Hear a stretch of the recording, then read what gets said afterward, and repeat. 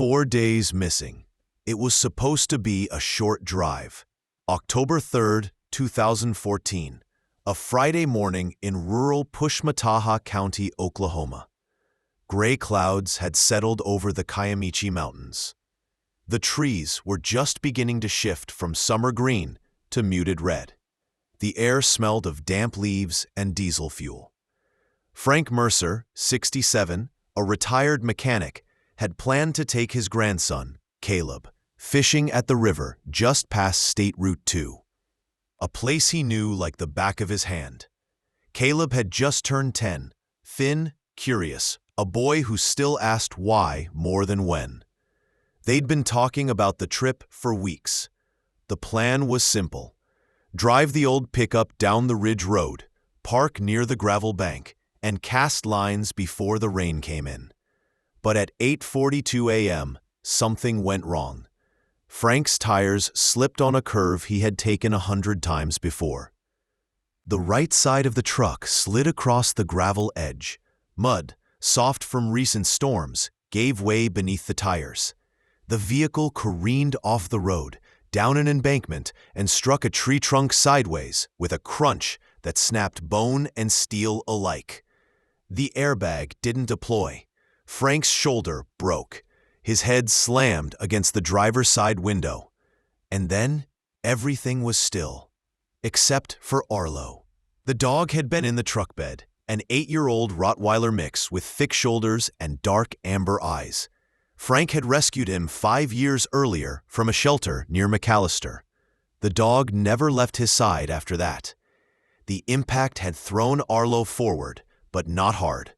He whined, shook his body, and leapt over the tailgate to the front cab, barking. Caleb had hit his head, not hard, but enough to daze him. Blood trickled down his temple. He groaned, but could move. Frank was pinned, breathing, but fading. "Get out of here," he mumbled. "Get help. Go." Caleb's voice shook. "Papa?" The radio was dead. The horn didn't work. There was no cell signal on this stretch of dirt road, and the accident had landed them in a wooded gully, not visible from above. They were invisible, and it would be 4 days before anyone found them. That first day, Caleb stayed by the truck. He tried to wake Frank. He tried to pull open the door. He called out until his voice cracked.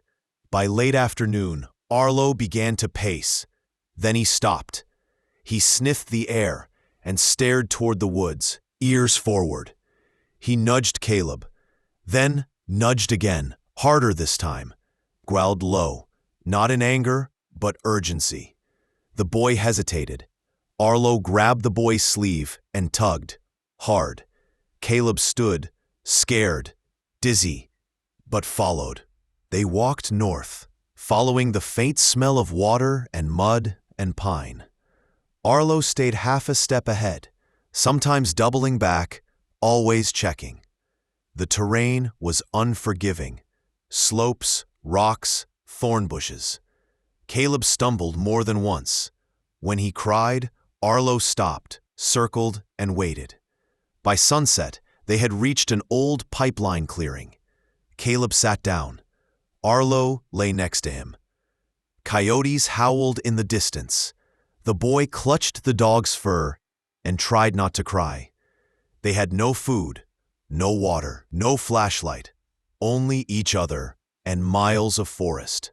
Day 2, Saturday, October 4th. The forest woke slowly. Fog hung low between the trees, like breath caught in morning stillness. Dew clung to Caleb's eyelashes. His body ached.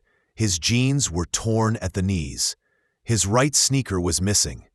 Arlo was already awake, standing, watching, listening. They hadn't gone far the night before, maybe a mile, 2 at most.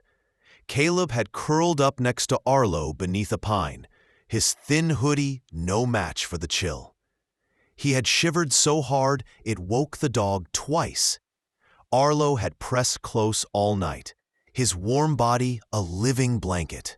Any time Caleb whimpered, the dog would lick his hand or cheek. A quiet check-in. That morning, Caleb tried to go back toward the truck, but he couldn't find the way.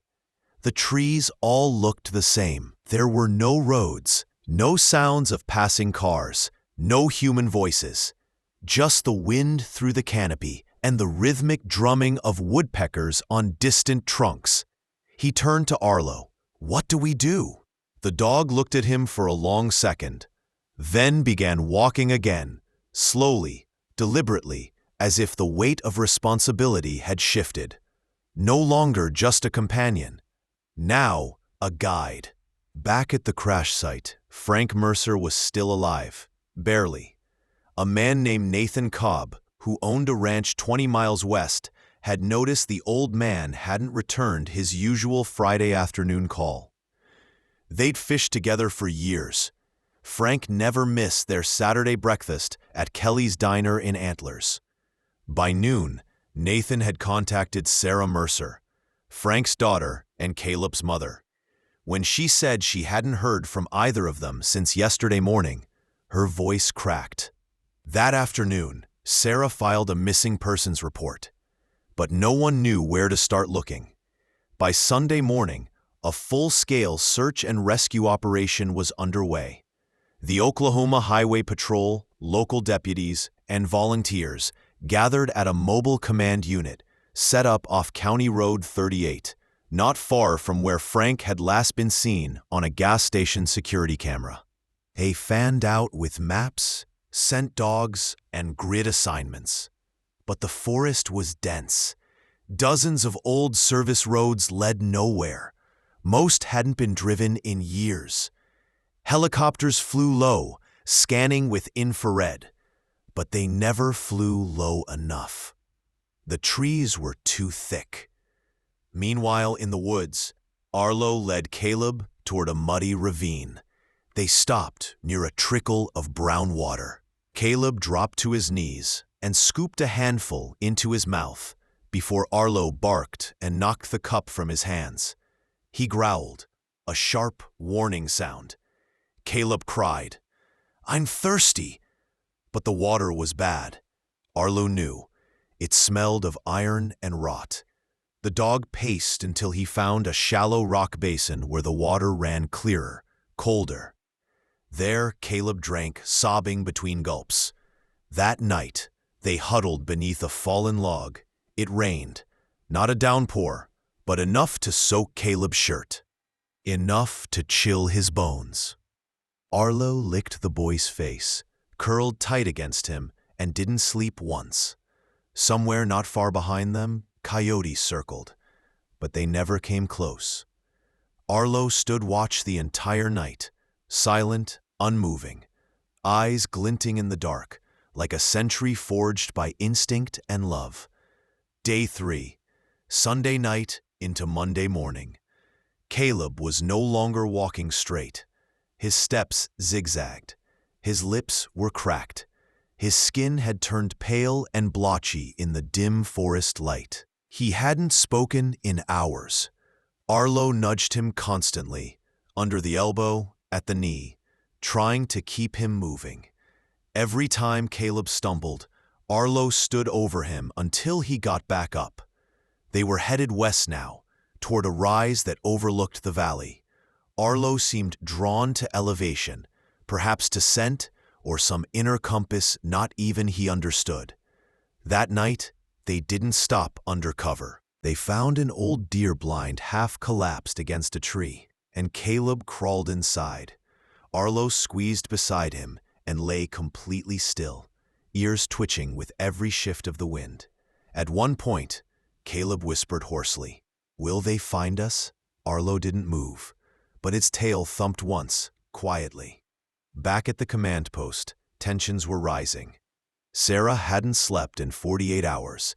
She stood near the mobile radio tower with Sheriff Doug Rains, her arms crossed, hands shaking. "What if he's not with Dad?" she asked.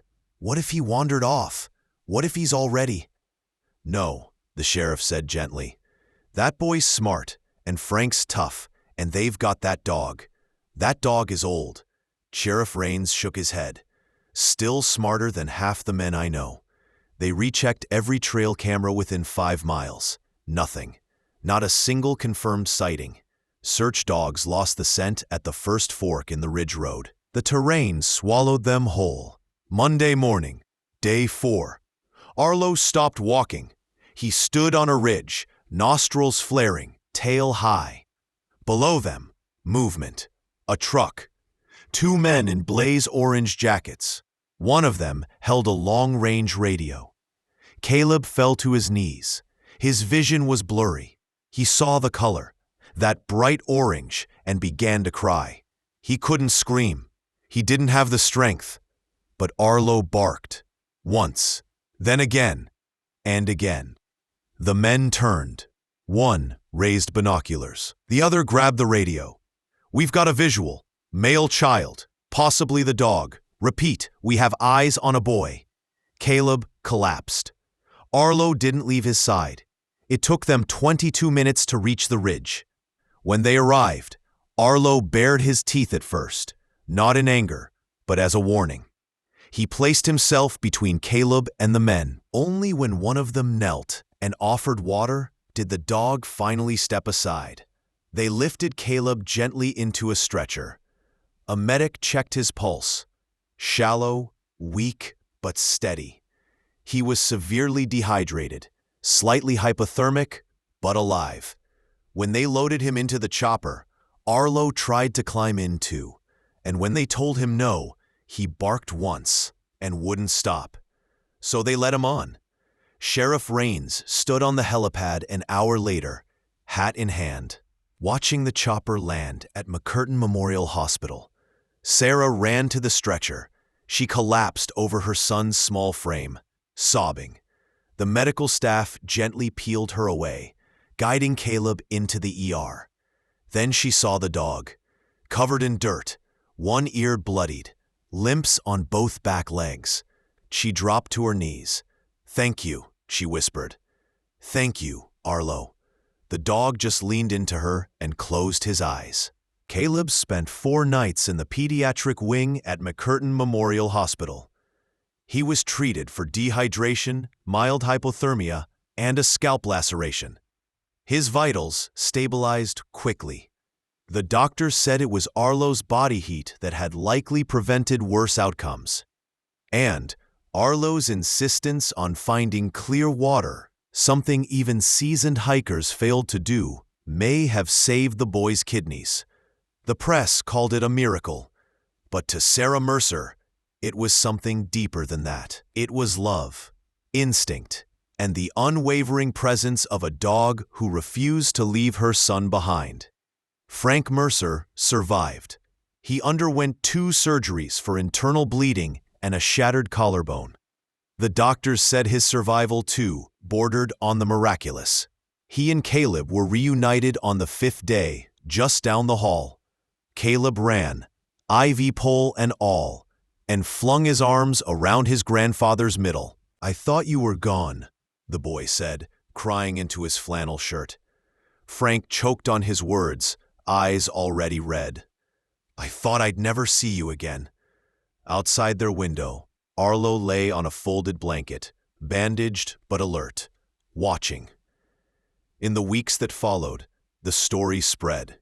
It started local, the McCurtain Gazette, Channel 12 News, but by the end of October, they were invited to speak on national morning shows. Frank declined. Sarah agreed to one appearance, just once.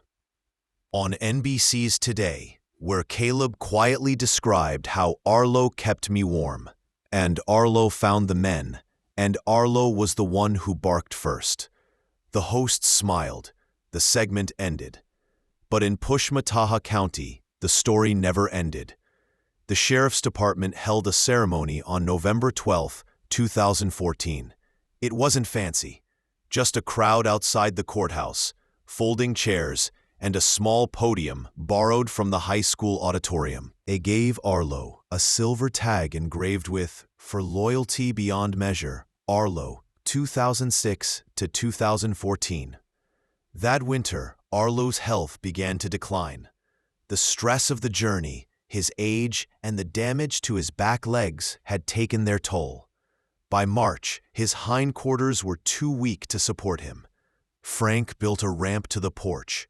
Caleb lay with him every afternoon after school, and on March 29th, just before sunrise, Arlo passed, quietly, in the living room, wrapped in the same fleece blanket Caleb had clung to in the woods.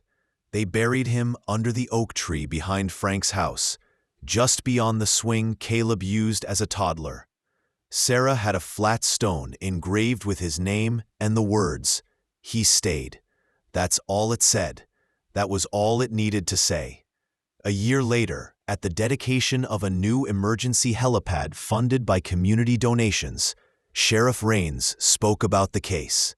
He said a lot of things about teamwork, about the importance of local trail maintenance, about emergency preparedness.